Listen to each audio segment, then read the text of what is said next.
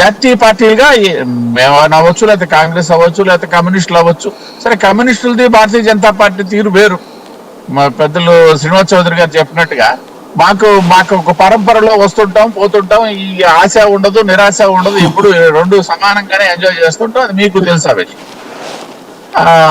ఇక్కడ ఏంటంటే ప్రాంతీయ పార్టీల్లో ఏకస్వామ్యం ఉంటేనే ఆ పార్టీ మనుగడ సాధిస్తుంది. లేదు అనేసి అంటే నేను తెలుగుదేశంలో ఇటీవల జరిగినటువంటి ఒక సంఘటన చెప్తాను. అవునన్నా కాదన్నా చంద్రబాబు నాయుడు గారు రాసిన తర్వాత లోకేష్ గారి తాలూకా ప్రభావం పార్టీలో పెరిగినటువంటి సందర్భంలో పవన్ కళ్యాణ్ గారు ఆ పార్టీతో కలిసేటప్పుడు ఏదైతే మా ఉత్తరాంధ్ర వేదికగా జరిగినటువంటి బహిరంగ సభలో అంతవరకు వినిపించింది ఏంటంటే ముఖ్యమంత్రి ఎవరనేది తర్వాత నిర్ణయించుకుందాం అన్నటువంటి ఆలోచనతో వెళ్ళినటువంటి ఇరు పార్టీలు అక్కడ లోకేష్ గారు మాట్లాడుతూ ఏం చెప్పారు, మళ్ళీ ముఖ్యమంత్రి చంద్రబాబు నాయుడు గారు అనేది ప్రస్తావించారు. దాని మీద మళ్ళీ కొంత చర్చలు జరిగాయి. జన సైనికుల్లో కొంత అన్రెస్ట్ వచ్చింది, తెలుగుదేశంలో కొంత ఒక ఆనందం వ్యక్తపరిచారు. ఇవన్నీ రకరకాలైనటువంటి.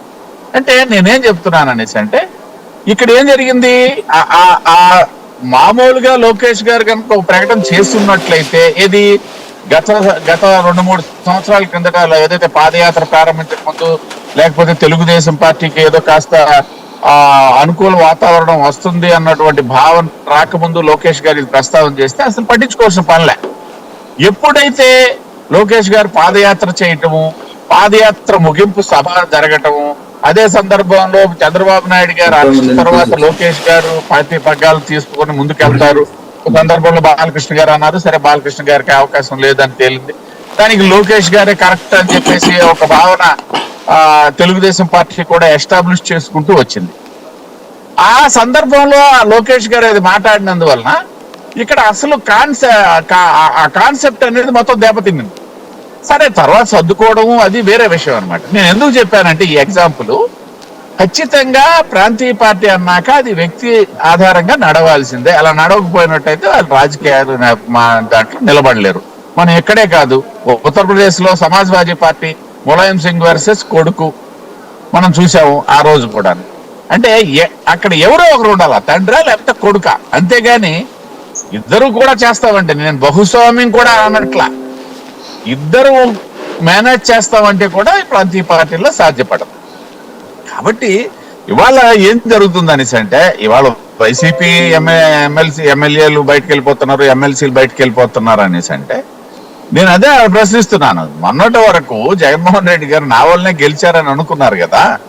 మరి అనుకునేటప్పుడు ఇవాళ ఈ మార్పులు చేర్పులు జగన్మోహన్ రెడ్డి గారిని మార్చాలా లేదా పార్టీని మార్చాలా? సార్ తిరుపతిరావు చెప్పండి. ఇలా ఇప్పుడు ఎల్కే అద్వానీ, మురళీ మనోహర్ జోషి, లేకుంటే మీ పార్టీలో ఉండే 100 ఎంపీలకు 33 మంది ఎంపీలు మారుస్తున్నారు కదా, 300 ఎంపీలు 100 ఎంపీలు మారుస్తున్నారు కదా. ప్రధానమంత్రి నరేంద్ర మోడీ గారిని నమ్మి ఓటేసే వాళ్ళు కూడా ఇదే విధంగానే ఎందుకు మారుస్తున్నారు? మీరు కూడా దానికి సమాధానం చెప్పాలి కదా. మీరు జాతీయ పార్టీ అని చెప్పుకుంటా ఉన్నారు, ఎల్కే అద్వానీ వల్లనే బీజేపీ పార్టీ బతికింది అని చెప్తా ఉన్నారు. ఎల్కే అద్వానీ గారికి ఒక పదవి కూడా ఇవ్వలేదు. ఆయనకి ఏం గౌరవం ఇచ్చారని మీరు అనుకుంటున్నారు? అవన్నీ ట్రోల్ అవుతున్నాయి కదా బీజేపీ పార్టీ. ఈ విధంగా నరేంద్ర మోడీ గారు వీళ్ళకందరికీ ప్రాధాన్యత ఇవ్వట్లేదు అనేవి ట్రోల్ అవుతున్నాయి. దానికి కూడా సమాధానం చెప్పండి, దానికి ఏం ఇబ్బంది లేదు. మంచి ప్రశ్న వేశారు. నేను రాజకీయాలు 100 ఎంపీలు మారుస్తున్నారు, మీ దాంట్లో కూడా 100 ఎంపీలు మారుస్తున్నారు. నేను చెప్తాను. మీరు అడగడం నేను తప్పు పట్టట్లే. నేను ఏదైతే ఏ కోణంలో అయితే నేను చర్చలో ఉండకూడదు అనుకున్నానో ఆ కోణంలోకి నన్ను లాగారు కాబట్టి ఇప్పుడు మీకు చెప్తాను. నేను చెప్పేది ఎల్కే అద్వానీ గారికి భారతీయ జనతా పార్టీ అన్యాయం చేసిందని చెప్పి ఎల్కే అద్వానీ గారు ఎక్కడైనా మాట్లాడారా? ఆయనకి ఈ దేశానికి ఉప ప్రధాని చేసింది ఆయన వాజ్పేయి గారిని ప్రధానమంత్రిగా ప్రకటించారండి. ఆ రోజు గెలుపు ఆయన వల్లనే వచ్చిందని చెప్పేసి పార్టీ విశ్వసించింది, ప్రజలు విశ్వసించారు. ఈ దేశానికి కాబోయే ప్రధాని వాజ్పేయి